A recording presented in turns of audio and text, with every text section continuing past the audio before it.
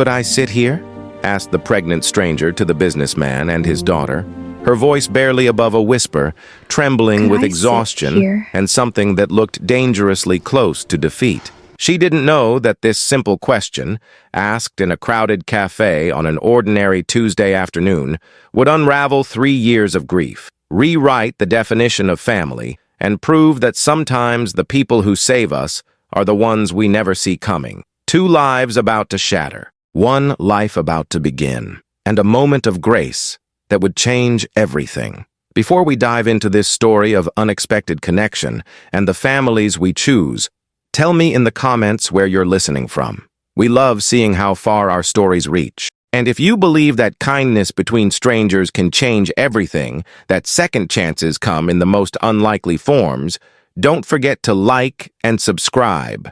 Now let me take you back to where it all began. Earlier that morning, Elena Whitmore had woken up on a wooden bench in Cedar Park, her back screaming in protest, her swollen ankles throbbing with a pain that had become her constant companion. 8 months pregnant and completely alone. She had $4.37 in her pocket, a duffel bag with 2 changes of clothes, both too small now for her expanding body, and nowhere to go. Her ex-boyfriend had kicked her out 3 days ago when she refused to get rid of it. Those were his exact words, "Get rid of it." As if the baby growing inside her, the tiny life that kicked and rolled and hiccuped at 3 in the morning, was nothing more than an inconvenience to be discarded. Her mother hadn't spoken to her in 6 months. Not since Elena had admitted she was keeping the baby, unmarried, with a man her mother had called worthless from the beginning. Turned out her mother was right about Derek, just not in the way she thought. The women's shelter was full. She'd called every morning for a week. There was a waiting list, 2 months long, and every cafe, every restaurant, every place with chairs and warmth and bathrooms had started recognizing her face. The pregnant woman who bought a single cup of tea and made it last 4 hours. The one who asked for water with lemon and pretended it was a meal. The one whose hands shook when she counted out coins. They asked her to leave now, politely at first, then less so. So when Elena walked into Bellamy's Café that afternoon, her feet aching so badly she wanted to cry, her lower back sending lightning bolts of pain up her spine with every step, she was desperate. Not for food, though her stomach had been empty since yesterday. Not for warmth, though the November wind had cut through her thin jacket like knives. For a place to sit, just to sit, to take the weight off her feet for 20 minutes. To close her eyes and pretend, just for a moment, that she wasn't carrying a baby she had no idea how to care for. The cafe was packed. Every table, every booth, every stool at the counter was occupied by people with laptops and lattes, by couples holding hands, by groups of friends laughing over pastries. Elena stood near the entrance, duffel bag hanging from her shoulder, breathing hard from the 3-block walk that had felt like 3 miles. And then she saw it. The only empty seat in the entire cafe. A chair at a table for 4 near the window, where a man in a charcoal suit sat with a little girl in a yellow dress. The man was typing on his phone, his posture rigid, professional. The little girl was coloring, tongue poking out in concentration, ribbons tied in her dark curly hair. They had 2 empty chairs across from them. Elena's heart hammered. She'd been told no so many times, turned away so many times, looked at with disgust so many times, but she had to try. She had to. She crossed the cafe slowly, feeling every eye on her swollen belly, her wrinkled clothes, the bag that screamed homeless even if she'd never thought that word would apply to her. When she reached the table, the man looked up. He had green eyes. Sharp, intelligent, and tired in a way that had nothing to do with lack of sleep. "Could I sit here?" Elena asked, her voice cracking on the last word. For a moment, he just looked at her, really looked at her, not at her belly, not at her clothes, at her face, at the exhaustion carved into her features, at the way her hands gripped the strap of her bag like it was the only thing keeping her upright, at the desperation she was trying so hard to hide. And then he did something Elena hadn't expected. He stood up. All 6 feet of him, rising from his chair with a grace that spoke of confidence, of power, of a man who was used to commanding rooms. But he didn't tower over her, didn't make her feel small. Instead, he reached for the chair across from him and pulled it out. "Please," he said simply. His voice was warm, deep, kind in a way that made Elena's throat tighten. She sank into the chair before her knees could give out, before the tears burning behind her eyes could fall. "Thank you," she whispered.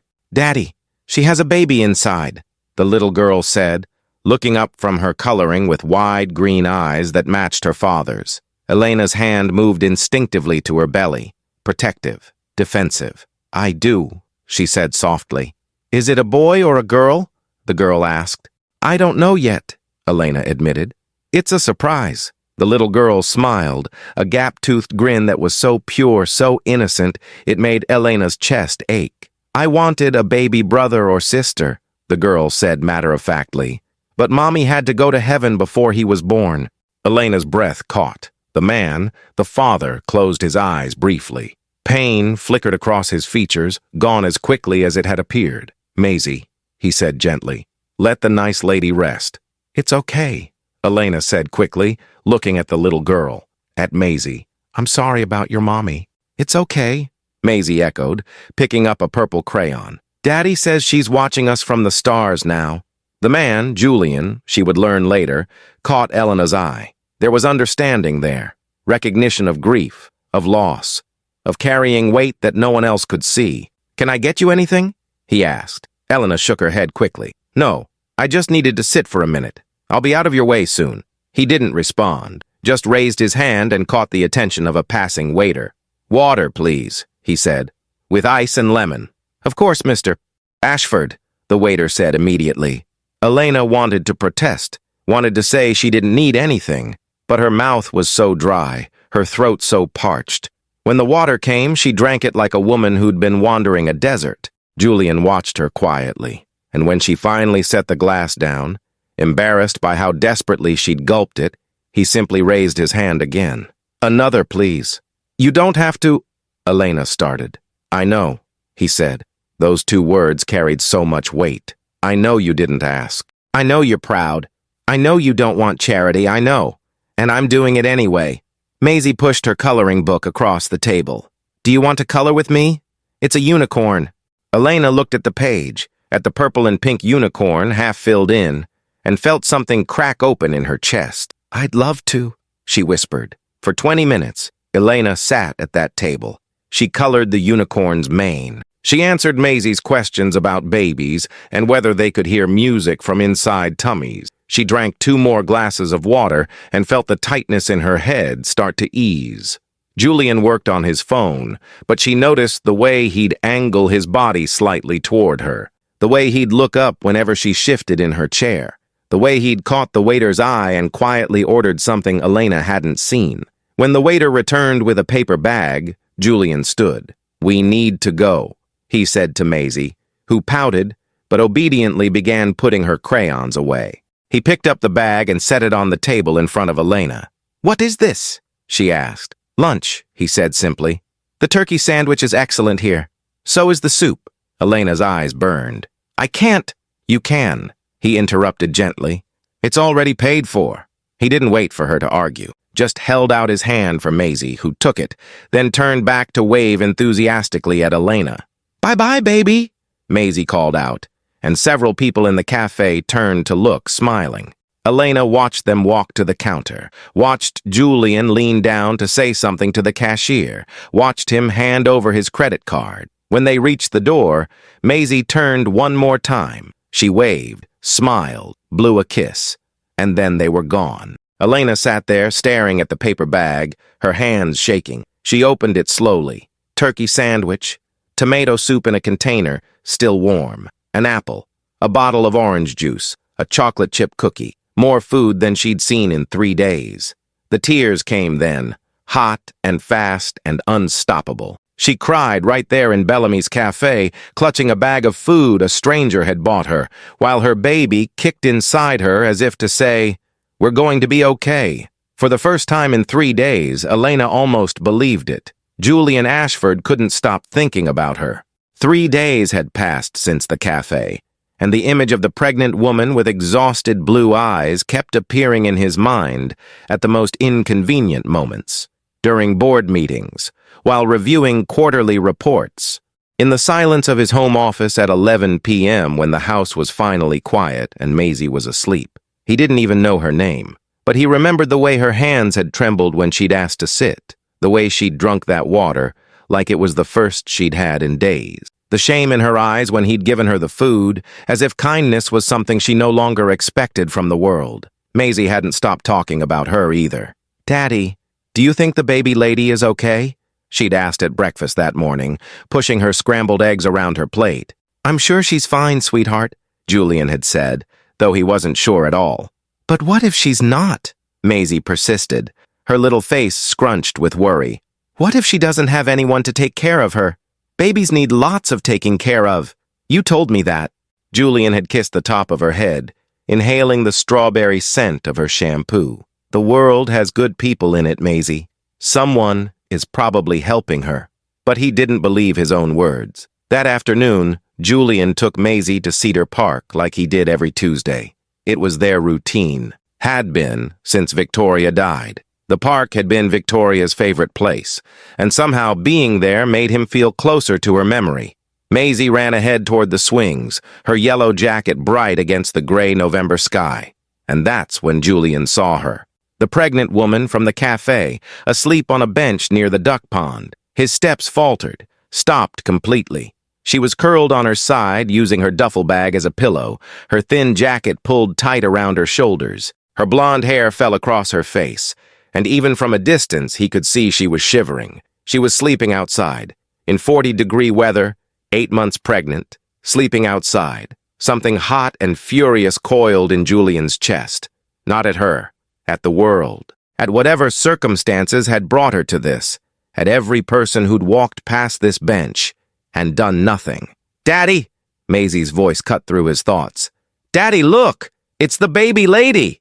Before Julian could stop her, Maisie was running toward the bench, her little legs pumping fast.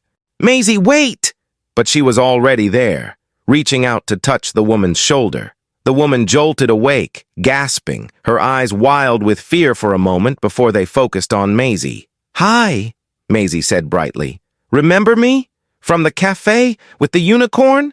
Recognition dawned slowly across the woman's face. She sat up, wincing, one hand going to her lower back. "I remember," she said softly. Julian approached slowly, not wanting to frighten her. "I'm sorry. My daughter is very enthusiastic about people she likes." The woman's cheeks flushed. She was beautiful, Julian realized. Even exhausted, even scared. There was something luminous about her, something gentle and good that the world hadn't managed to crush yet. "It's okay," she said, attempting a smile that didn't quite reach her eyes. Maisie was staring at her with the kind of intensity only 5-year-olds possessed. "Why are you sleeping here? It's cold, Maisie," Julian said, a warning in his tone. But the woman just looked down at her hands. "I'm okay, sweetie. Just resting."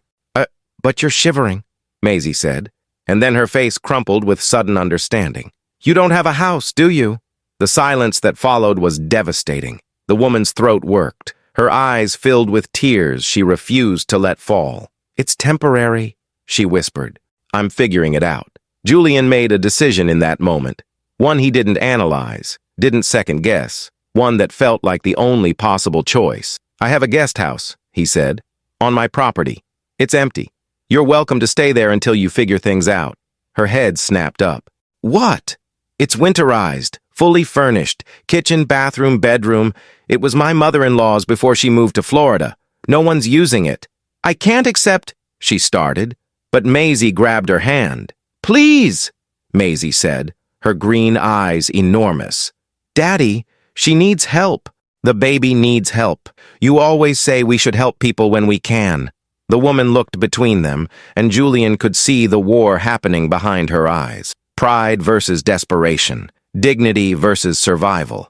"Just for a little while," he said gently, "until you get back on your feet. No strings, no expectations, just a safe place to sleep." "Why would you do this?" she asked, her voice breaking. "You don't even know me." "I know you're 8 months pregnant and sleeping on a park bench in November," Julian said. "That's enough." She closed her eyes. A single tear escaped, tracking down her cheek. "One night," she finally said. Just one night, and then I'll figure something out. Julian nodded, though he already knew one night would become more. Had to become more. What's your name? He asked. Elena, she said. Elena Whitmore. Julian Ashford, and you've already met Maisie.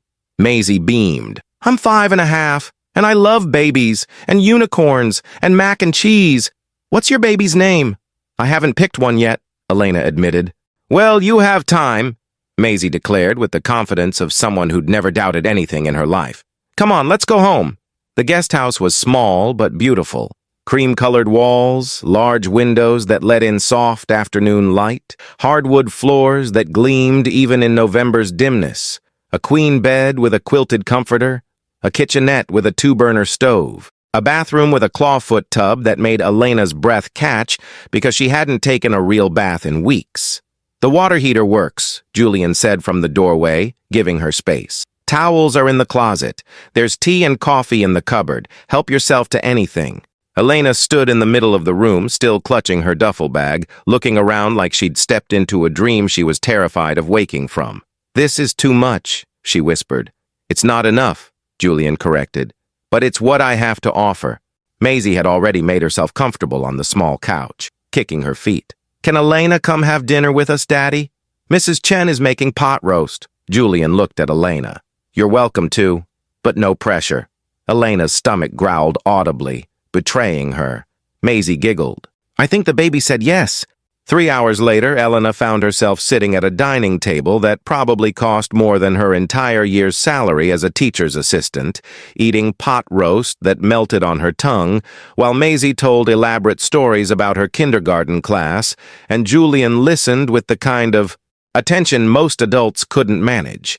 The house was enormous, floor-to-ceiling windows, modern but warm, art on the walls, photos everywhere of a beautiful brunette woman with kind eyes.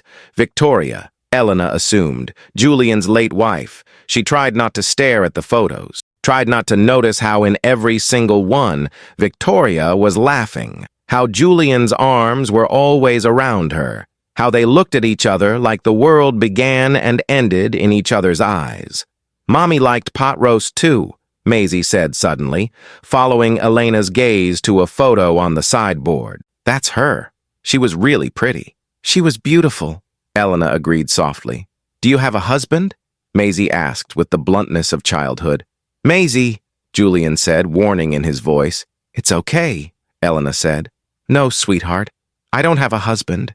The baby's father decided he didn't want to be a daddy. Maisie's face scrunched in confusion. But that's the best part of being a grown-up.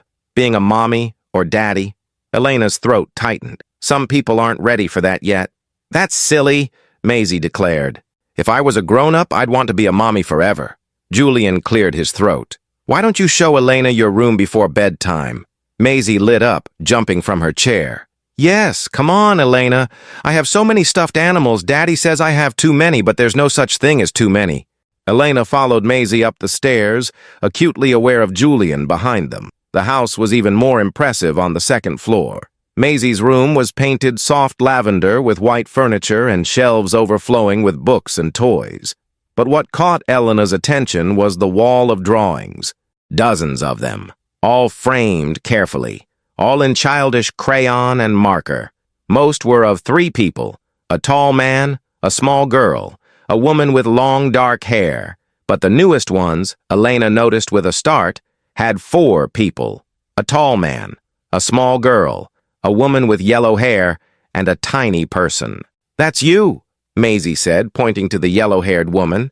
And that's your baby. I drew us as a family. Elena couldn't breathe. Julian stepped forward quickly. Maisie, we talked about this. Elena is our friend. She's staying in the guest house for a little while. I know, Maisie said, but I can still draw her. Drawing doesn't hurt anything. After Maisie was tucked in, Elena and Julian stood in the hallway, the weight of the evening settling between them. I'm sorry about the drawings, Julian said quietly. She's been doing that since the café. I've tried to explain.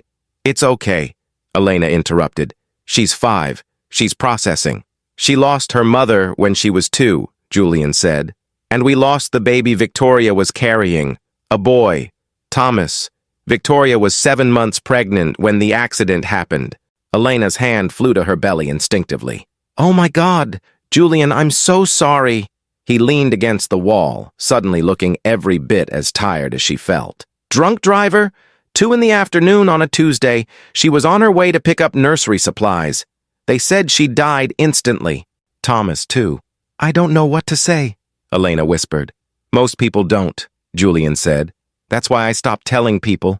They stood in silence for a moment, 2 people who'd lost everything in different ways. "Thank you," Elena finally said. "For the house, for dinner, for not treating me like I'm invisible." Julian looked at her, really looked at her, and Elena saw something shift in his expression, something she was afraid to name. "You're not invisible," he said quietly. "You're impossible to miss." The next morning, Elena woke up in actual sheets, in a real bed, warm and safe. She cried into the pillow for 10 minutes before she could make herself get up. There was a knock on the door around 9. When she opened it, Maisie stood there holding a plate of pancakes. "Daddy made breakfast," she announced. "He makes them shaped like Mickey Mouse. See?" Elena took the plate with shaking hands. "You didn't have to—" "Mrs. Chen doesn't come on Wednesdays," Maisie explained seriously. "So Daddy cooks. He's not as good as her, but he tries really hard." Julian appeared behind Maisie, looking sheepish in jeans and a gray sweater, his hair slightly mussed. It was the most casual Elena had seen him, the most human. "I wasn't sure if you liked coffee or tea," he said, "so I brought both." He held up 2 mugs like a peace offering. Elena took the coffee, their fingers brushing for just a second. The contact sent electricity up her arm. "Thank you," she managed. Over the next week, a routine emerged. Julian left for work at 7:30. Maisie went to kindergarten at 8. Mrs. Chen arrived at 9 to clean and cook. And Elena tried to make herself useful. She couldn't just stay in the guest house doing nothing. It felt wrong. So she started small. Folded the laundry Mrs. Chen had left in the basket. Organized Maisie's toy room. Weeded the small garden that had been neglected since autumn started. When Julian came home one evening to find her on her knees in the garden, he'd stopped in his tracks. "What are you doing?" he asked. "Pulling weeds," Elena said, brushing dirt from her hands. The hostas were getting choked out. "You're 8 months pregnant," he said, a strange note in his voice. "You shouldn't be on your knees in the dirt." "I'm pregnant, not fragile," Elena replied. "And I needed to do something. I can't just live here for free without contributing." Julian had crouched down beside her then, close enough that she could smell his cologne, cedar and something crisp. "Elena," he said, "you're growing a human being. That's contributing." She'd laughed despite herself. "I don't think that counts." "It counts," he'd said firmly. 2 days later, Julian approached her with a proposal. "Maisie's kindergarten is academic," he said. "They're already introducing basic reading and math. She's struggling a bit with letter recognition. I know you mentioned you were a teacher's assistant before." Elena's heart had started racing. "You want me to tutor her?" "If you're willing," Julian said carefully. "I'd pay you, of course. Going rate for private tutoring is $60 an hour. 2 hours a day, 5 days a week. That's $600 a week," Elena calculated automatically. "More if you need it," Julian said. Elena stared at him. "You're making this up. You're giving me a pretend job so I can accept money without it feeling like charity." Julian met her eyes steadily. "I'm offering you a job that needs doing. Maisie does struggle with letters. I'm terrible at teaching. I don't have patience for it. You were a teacher's assistant. You know how to work with kids. This is legitimate." Elena's eyes filled with tears. Again, she seemed to cry constantly these days. "Why are you being so kind to me?" she whispered. Julian's expression softened. "Because someone should be. Because you deserve it. Because Maisie lights up when you're around in a way she hasn't since Victoria died. Take your pick." She took the job. And for the first time in 6 months, Elena had income, dignity, purpose. She tutored Maisie every afternoon from 3 to 5. They worked on letter sounds, practiced writing, read picture books together. Maisie was a bright, enthusiastic student who tried so hard it made Elena's heart ache. And slowly, carefully, something began to shift in the house. Julian started coming home earlier. joining them for the last half hour of lessons, watching Elena work with Maisie with an expression Elena couldn't quite read. Dinners became a ritual, the three of them at the big table, Maisie chattering, Elena and Julian trading small smiles over her head. One evening, Julian was working late. Elena put Maisie to bed herself, reading 3 stories instead of 1 because Maisie's eyes had been so heavy, her voice so sleepy sweet. When she came downstairs, Julian was in the doorway, his tie loosened, exhaustion carved into his features. "Thank you," he said. "You didn't have to do that." "I wanted to," Elena said. "She's easy to love." Something flashed across Julian's face. "So are you." The words hung in the air between them, too heavy, too honest. Elena's breath caught. "Julian, I'm sorry," he said quickly. "That was inappropriate. You're staying here as my guest. I shouldn't have—" "It's okay," Elena interrupted. I don't know what this is. What we're doing." "I don't either," Julian admitted. "But whatever it is, it's the first time I've felt alive in 3 years." He left the room before she could respond. That night, Elena lay in bed in the guest house, her hands on her belly where her baby kicked and rolled, and tried to untangle the knot of feelings in her chest. She wasn't supposed to feel this way. She was homeless, pregnant, vulnerable. Julian was her benefactor. Nothing more. Except it didn't feel like nothing. It felt like something enormous, something terrifying, something that could break her if she let it. The next day was Saturday. No tutoring, no schedule. Elena planned to stay in the guest house, give Julian and Maisie family time. But Maisie knocked on her door at 8 a.m. "Daddy says we're going to the farmer's market," she announced, "and that you should come because you need fresh air and vegetables for the baby." Elena laughed despite herself. "Did he say that?" "Yes," Maisie said seriously. "The vegetables part is me. But he did say you should come." So Elena went, and it was perfect in a way that made her chest hurt. Walking through rows of produce stands with Julian pushing Maisie in a stroller, even though Maisie insisted she was too old for strollers. Tasting samples of honey and jam, buying fresh bread that was still warm. People smiled at them. One vendor even said, "Beautiful family." Neither Elena nor Julian corrected her. That afternoon, Julian taught Elena how to use the heating system in the guest house, how to adjust the thermostat, which pipes made noise. He stood close, pointing at the controls, his arm brushing hers. "If anything breaks," he said, "don't try to fix it yourself. Just text me. I'll come right away." "You've already done so much," Elena protested. Julian turned to face her fully. They were inches apart in the small space. "Elena," he said quietly, "stop keeping score, please." She looked up at him, at his green eyes that held so much kindness, so much grief, so much carefully controlled longing. "I'm afraid," she whispered. "Of what? That I'll start to depend on this, on you, and then it'll all disappear." Julian reached up slowly, giving her time to pull away. His fingers brushed her cheek, tucking a strand of blonde hair behind her ear. "I'm not going anywhere," he said. And for the first time since Derek had kicked her out, since her mother had stopped calling, since her entire life had fallen apart, Elena believed that maybe, just maybe, she didn't have to face everything alone. The doorbell rang at exactly 10:15 on a Thursday morning. Elena was in the main house, helping Maisie sound out words in a picture book, when she heard Mrs. Chen's footsteps in the hallway, heard the front door open, heard a woman's voice that carried the kind of authority people developed from years of getting exactly what they wanted. "Where is he?" Elena's stomach tightened instinctively. "Mr. Ashford is in a meeting, Mrs. Pemberton," Mrs. Chen said diplomatically. "He should be finished by 11. "I'm not waiting," the woman said. "And where's my granddaughter?" Maisie's head snapped up from the book. Her eyes went wide. "Grandma Catherine?" Before Elena could process what was happening, a woman swept into the living room like a storm given human form. Catherine Pemberton was 62 and looked 50. Expertly highlighted blonde hair, designer clothes, the kind of understated jewelry that cost more than cars. She was beautiful in the way women with unlimited resources were beautiful, polished, preserved, perfect. And she stopped dead when she saw Elena. Her eyes went immediately to Elena's swollen belly, then to Elena's face, then back to the belly. Something cold and sharp flashed across her features. Grandma! Maisie jumped up, running to hug her. Catherine bent down, but her eyes never left Elena. Hello, darling. I've missed you terribly. We're doing reading, Maisie said enthusiastically. Elena is teaching me.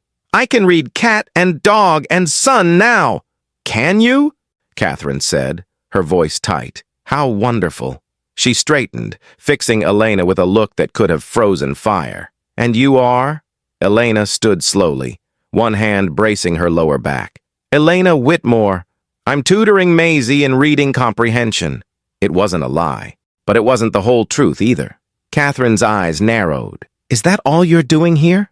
Grandma, Elena lives in the little house, Maisie offered helpfully.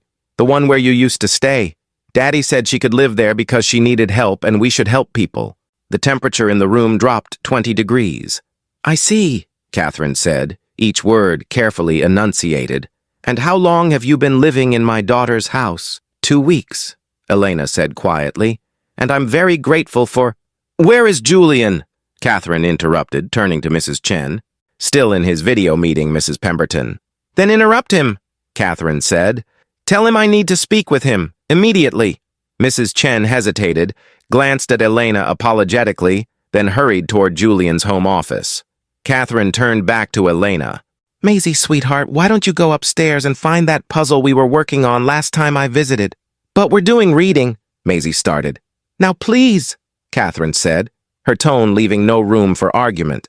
Maisie's face fell, but she obeyed, casting a worried look at Elena as she left. The moment she was gone, Catherine closed the distance between herself and Elena. I don't know who you are, she said quietly, her voice shaking with barely controlled fury. I don't know what your situation is, but I know what I'm looking at. A pregnant woman living on my son-in-law's property.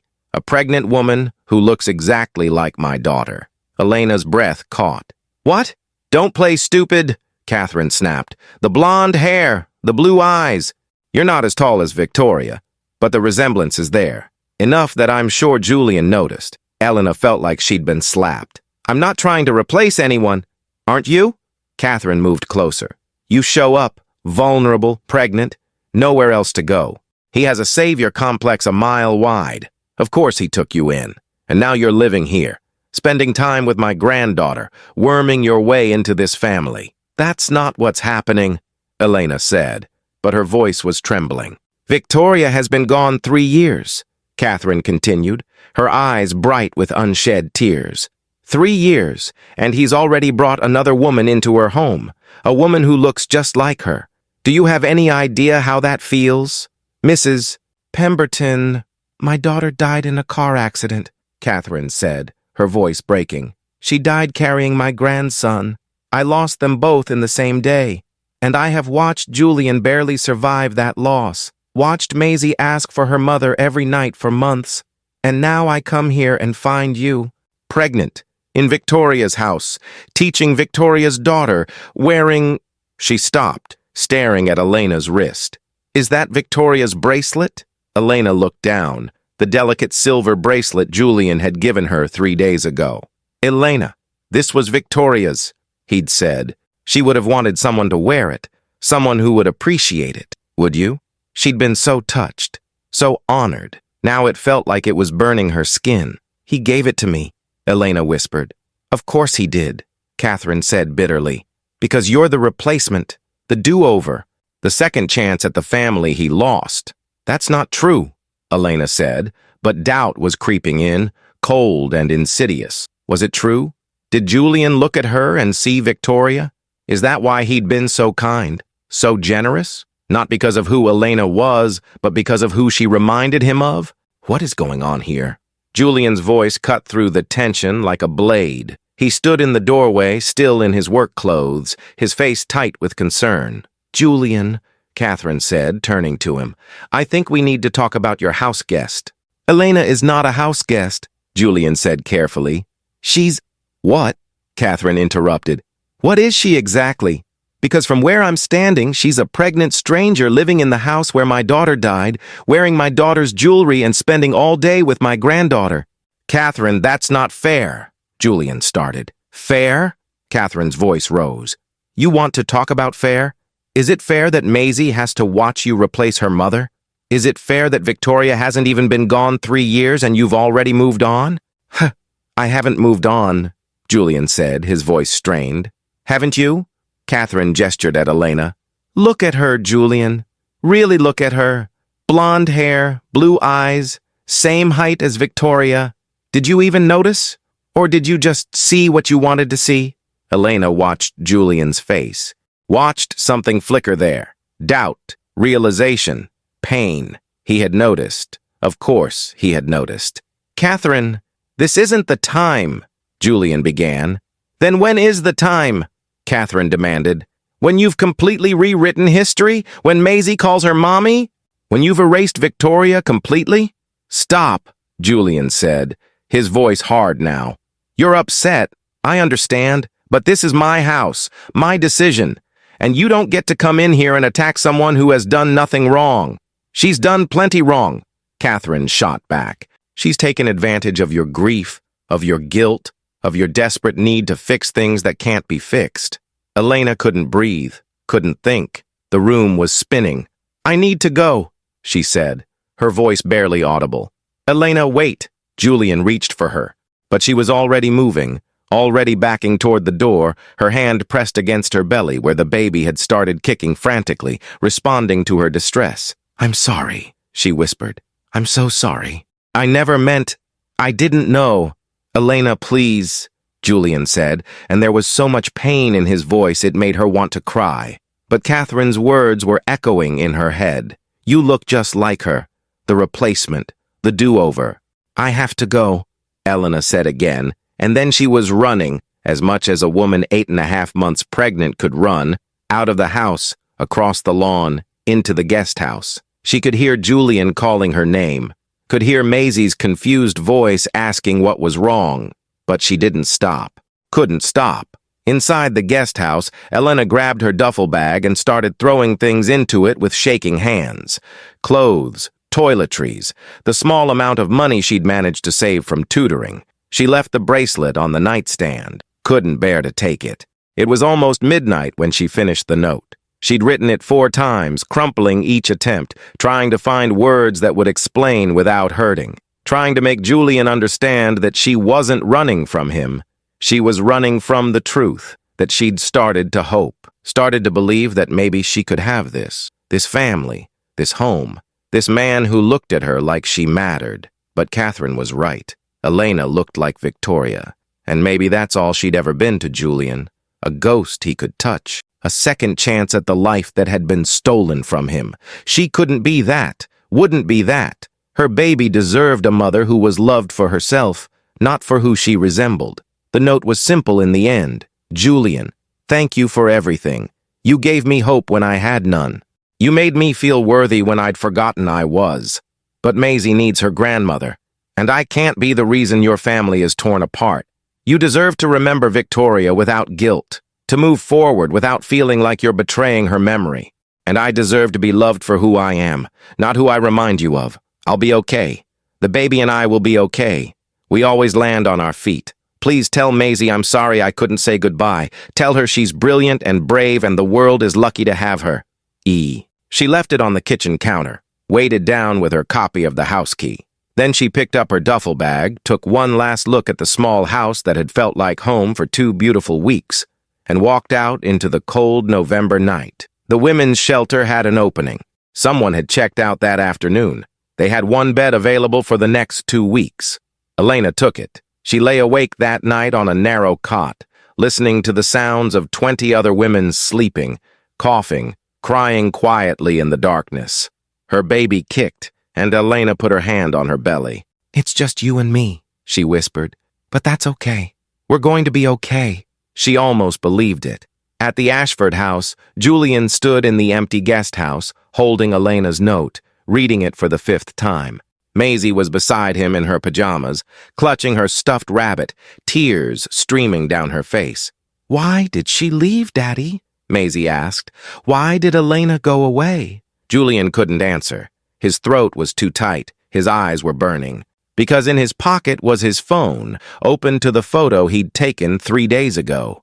Elena and Maisie in the garden, both laughing at something, sunlight catching Elena's hair. He'd looked at that photo every day, sometimes 20 times a day, and he'd never once thought she looked like Victoria. Elena's hair was lighter, her eyes a different shade of blue, her smile softer, shyer. She wasn't Victoria, had never been Victoria. She was Elena. Brave, kind, gentle Elena who colored with his daughter and pulled weeds in his garden and made his house feel like a home again instead of a mausoleum. And he'd let her believe she was a replacement, a ghost, a convenient stand-in for the woman he'd lost. "Daddy?"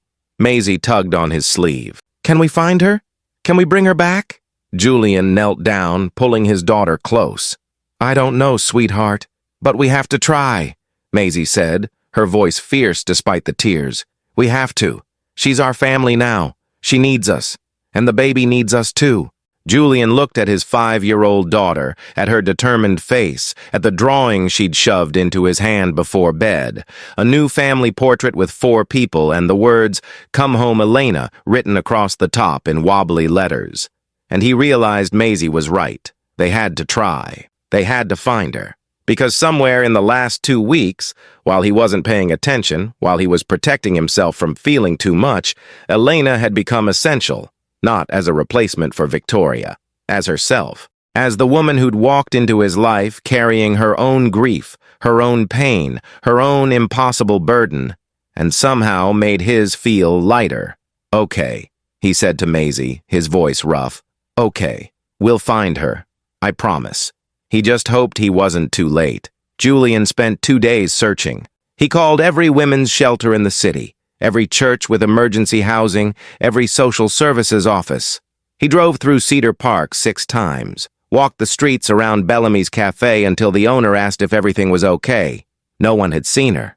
Or, if they had, they weren't telling him. On the 3rd day, at 2 in the morning, Julian sat in his home office staring at his computer screen, exhaustion making his eyes burn. Maisie had cried herself to sleep again, the 3rd night in a row. She'd refused to eat dinner, had thrown her crayons across the room when he'd suggested she draw something. "I only want to draw with Elena," she'd sobbed. "I want Elena to come home." Julian wanted that too, more than he'd wanted anything in 3 years. He looked at the photo on his desk, the one he'd always kept there. Victoria on their wedding day, laughing at something outside the frame, her hand on her belly where Maisie had been growing. "I loved you," he said quietly to the photo. "I'll always love you. But I think I'm falling in love with her too. And I don't know if that makes me a terrible person or just a person trying to live again." Victoria smiled back at him from the frame, frozen in that moment of perfect happiness. Julian thought she would have liked Elena, would have approved. Victoria had always been kind, always believed in second chances. His phone buzzed, a text from an unknown number. "This is Dr. Sarah Mitchell from Mercy Free Clinic. You called yesterday asking about a pregnant patient named Elena Whitmore? She's here, in active labor." She listed no emergency contacts, but when I mentioned calling 911, she became very distressed and said Julian Ashford's name. "Is this you?" Julian was moving before he finished reading, grabbing his keys, shaking Mrs. Chen awake where she'd fallen asleep on the couch waiting for news. "Stay with Maisie," he said. "Elena's at Mercy Free Clinic. She's having the baby." He broke every speed limit getting there. The clinic was small, underfunded, operating out of a converted church basement. Julian ran through the doors, wild-eyed, his shirt untucked, his hair a mess. "Elena Whitmore," he said to the volunteer at the desk. "She's in labor. I need to see her." "Are you family?" the volunteer asked. "Yes," Julian lied without hesitation. "I'm the father." The volunteer's eyes widened, but she nodded, leading him down a narrow hallway to a room separated from the others only by a thin curtain, and there was Elena. On a bed, her hair plastered to her forehead with sweat, her face contorted in pain, one hand gripping the railing so hard her knuckles were white. She looked up when she heard footsteps, saw him, and something between relief and fear flooded her features. "Julian?" Her voice was hoarse. "What are you... How did you—" "I've been looking everywhere," he said, crossing to her bedside in 3 strides. "Elena, why didn't you call me?" "I couldn't," she gasped as another contraction hit. Her whole body tensed, a low groan escaping her lips. Julian grabbed her hand without thinking. Breathe. Come on, breathe through it, in and out. That's it.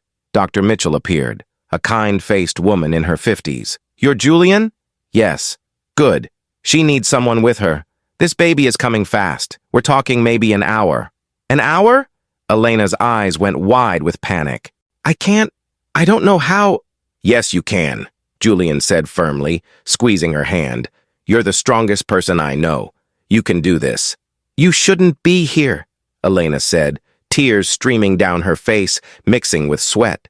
You should be home with Maisie. You should. Another contraction. Stronger, she cried out, squeezing Julian's hand so hard he felt bones shift. I'm exactly where I should be, Julian said. I'm not leaving you. Do you hear me? I'm not leaving. The next hour was the longest of Julian's life. Elena labored with a kind of raw courage that left him in awe. She gritted her teeth through contractions that had her whole body shaking. She pushed when the doctor told her to push, even though Julian could see the exhaustion in every line of her body. He stayed at her side the entire time, held her hand, wiped her forehead, told her she was doing amazing. You're almost there, just a little more. And when the baby finally came, when that first piercing cry filled the small clinic room, Julian felt something crack open in his chest. New life, after so much death, after so much loss. New life, screaming and perfect and utterly miraculous. It's a girl, Dr. Mitchell said, placing the baby on Elena's chest. A healthy, beautiful girl. Elena was sobbing. Laughing and sobbing at the same time, her hands trembling as she touched her daughter's tiny head, her perfect little fingers. Hi, she whispered. Hi, baby. I'm your mama. I've got you. Julian stepped back, giving them space, but Elena's hand shot out and grabbed his wrist. Don't go, she said, her voice breaking. Please don't go. So he stayed, watched as they cleaned the baby. Watched as Elena tried nursing for the first time, awkward and beautiful and so full of love it hurt to witness. The baby had blonde hair, wispy and fine, blue eyes that would probably change. And when she yawned, her whole face scrunched up in the most endearing way. What are you going to name her? Julian asked softly. Elena looked at the baby for a long moment, then at Julian, then back at the baby. Lila, she said. Lila Grace. Lila? Julian repeated. That's beautiful. It means lilac, Elena said. I read once that lilacs were Victoria's favorite flower, and Grace because, her voice caught, because that's what you showed me. Unmerited favor. Kindness I didn't earn but desperately needed. Julian's eyes burned. Elena? I'm sorry I left, she interrupted. I'm sorry I ran, but your mother-in-law was right. I do look like Victoria, and I was so scared that's all I was to you. A convenient replacement. A second chance at what you lost. No, Julian said firmly. He moved closer, sitting on the edge of the bed. No, Elena. You want to know what I see when I look at you? She nodded, tears streaming down her face.